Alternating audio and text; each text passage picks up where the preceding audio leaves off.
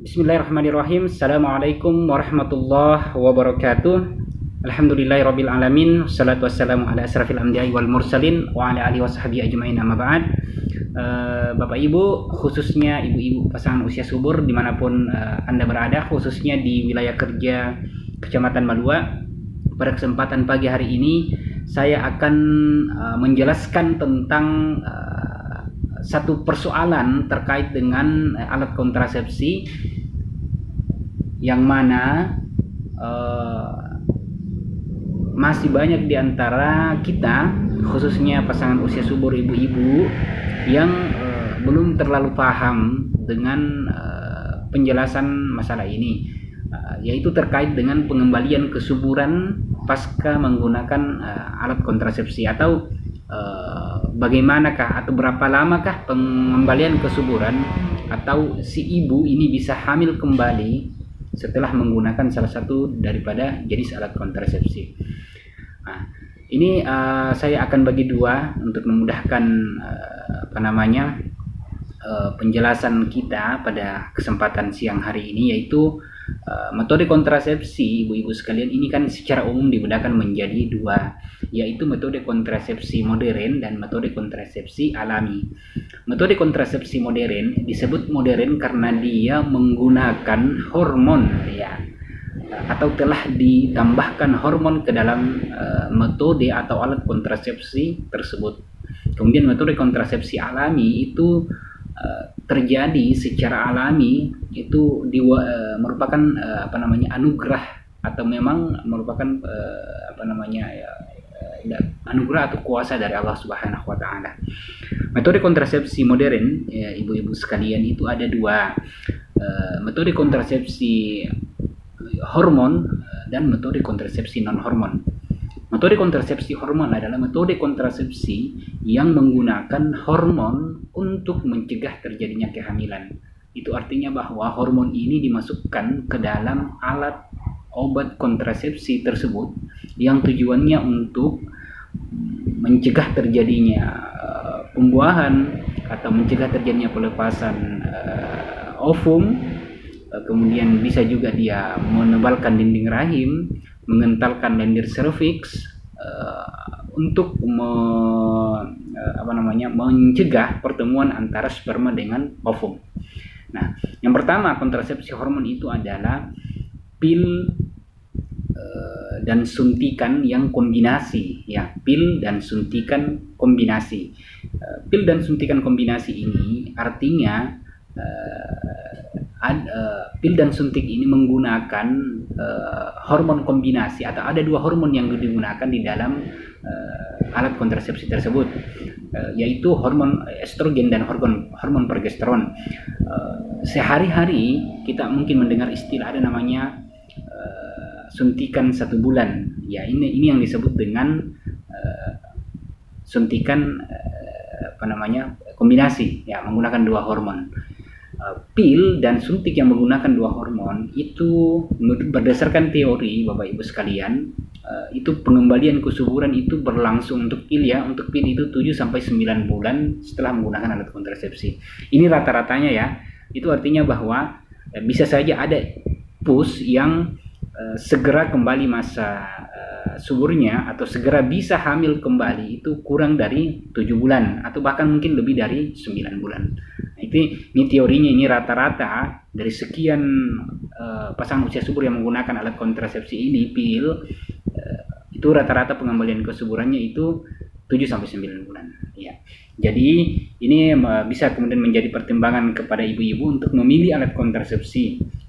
Jika kemudian setelah ibu melepas dan kemudian ingin segera hamil lagi, maka tentu ini menjadi pilihan bagi kita. Yang kedua adalah suntikan 1 bulan. Itu rata-rata pengembalian kesuburannya itu adalah 1 tahun. Nah, itu pun baru kembali 80%, ibu sekalian, ya. 80% kembali dalam waktu 1 tahun. Bisa juga kurang dan bisa lebih. Kemudian yang kedua adalah pil dan suntikan 1 bulan, ya. Pil dan suntikan 3 bulan, ya. Yang menggunakan satu hormon saja, yaitu hormon progestin. Nah, saya perlu menjelaskan kembali apa perbedaan antara alat kontrasepsi yang menggunakan 2 hormon dan menggunakan 1 hormon. Yang menggunakan 2 hormon itu Bapak sekalian, itu pada umumnya ya itu mempengaruhi air susu ibu. Ya, artinya bahwa jika ibu-ibu menggunakan suntikan 1 bulan, itu biasanya akan mempengaruhi produksi air susu ibu, sehingga ini bisa menjadi pertimbangan bagi ibu-ibu untuk jenis alat kontrasepsi ini ya, bahwa saya kira tidak recommended bagi ibu-ibu yang sementara menyusui. Ya, saya kira yang paling recommended adalah menggunakan pil atau suntikan yang hanya menggunakan 1 hormon, yaitu hormon progestin, atau kita sering istilahkan dengan suntikan 3 bulan atau suntikan depo ya, DMPA, depo, medroxyprogesterone asetat ya, depo pada umumnya. Nah, ini disuntik per 3 bulan sekali, dan pengembalian kesuburannya itu adalah 20 bulan, itu lebih lama lagi Ibu sekalian ya. Kemudian pil yang menggunakan 1 hormon atau pil progestin itu pengembalian kesuburannya adalah 8 bulan. Kemudian implan, implan ini adalah salah satu daripada metode kontrasepsi hormon, yaitu metode kontrasepsi jangka panjang, pada umumnya 3 tahun. Sering juga kita istilahkan dengan implan, yaitu menggunakan hormon levonorgestrel ya, levo. Pengembalian kesuburannya itu adalah 3 bulan ya, 3 bulan. Kemudian nah ini ada juga IUD ya, atau alat kontrasepsi dalam rahim yang berhormon, yaitu IUD progestin ya, tapi saya kira ini masih jarang kita daripada ibu-ibu pus kita yang menggunakan IUD progestin, rata-rata ini menggunakan IUD yang non hormonal. Nah, tapi IUD progestin ibu sekalian, ini perlu kita ketahui bahwa pengembalian kesuburannya itu 12 bulan. Itu artinya apa ibu sekalian? Dari semua jenis alat kontrasepsi hormonal itu rata-rata pengembalian kesuburannya itu di atas 3 bulan ya, paling cepat 3 bulan ya. Kenapa Bapak sekalian? Secara umum ini kan hormon adalah adalah obat yang digunakan untuk memanipulasi tubuh kita ya. Dia sifat kerjanya adalah dia sedikit demi sedikit melepaskan hormon ke dalam tubuh, mempengaruhi metabolisme tubuh kita sehingga tidak terjadi kehamilan. Nah, di mana-mana kalau ada sesuatu yang dimasukkan, tentu dia akan memberikan efek ke tubuh tersebut. Ya, salah satunya memang adalah pengembalian kesuburan yang berlangsung lebih lama. Ya, nah sehingga ibu sekalian ini menjadi bahan pertimbangan juga bagi kita untuk memilih, lebih bijak dalam memilih alat kontrasepsi. Apakah itu alat kontrasepsi yang menggunakan hormon atau tidak menggunakan hormon.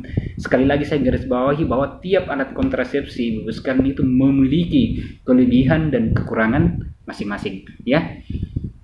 Nah, sekarang yang kedua adalah secara garis besar tadi kontrasepsi hormon dan kontrasepsi non hormon. Kontrasepsi non hormon itu kita bedakan, yang pertama ada namanya kontrasepsi yang metode barrier. Metode barrier itu artinya metode yang menghalangi pertemuan sperma dengan ovum, yaitu kondom, diafragma ya ada, tapi ini jarang kita gunakan, kondom lah. Kondom itu barrier karena dia memang menghalangi pertemuan sperma dengan ovum. Segera setelah kita melepaskan alat kontrasepsi itu, maka kembali juga alat kesuburan kita ya. Yang kedua adalah kontrasepsi mantap, yaitu tubektomi dan vasektomi. Tubektomi dan vasektomi sekalian ya, itu pengembalian kesuburannya itu adalah tidak akan terjadi pengembalian kesuburan sepanjang kita tidak melakukan yang namanya rekanalisasi. Rekanalisasi itu adalah metode operasi untuk kemudian menyambung kembali saluran sperma dan saluran ovum yang telah kita ikat atau kita putus tadi pada metode tubektomi dan vasektomi. Tapi proses rekanalisasi ini membutuhkan biaya yang sangat besar, kemudian peluang untuk hamil juga itu kurang dari 5%. Jadi istilahnya memang sudah begitu ibu-ibu sekalian menggunakan kontrasepsi mantap, maka ibu-ibu sekalian ini sudah yakin, bapak dan ibu ini sudah yakin untuk tidak hamil lagi. Berikutnya adalah metode kontrasepsi alami, yaitu metode aminorelaktasi mal atau ASI eksklusif ya. Ini syaratnya harus maksimal 6 bulan terus menerus menyusui secara eksklusif, tidak dibantu dengan susu formula. Ini begitu dia di atas 6 bulan, maka pengembalian kesuburannya juga akan segera kembali. Ya.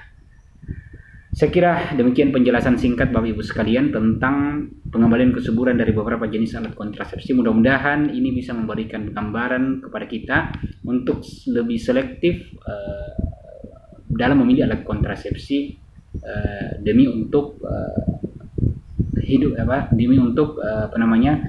bagaimana agar merencanakan jumlah anak yang lebih baik.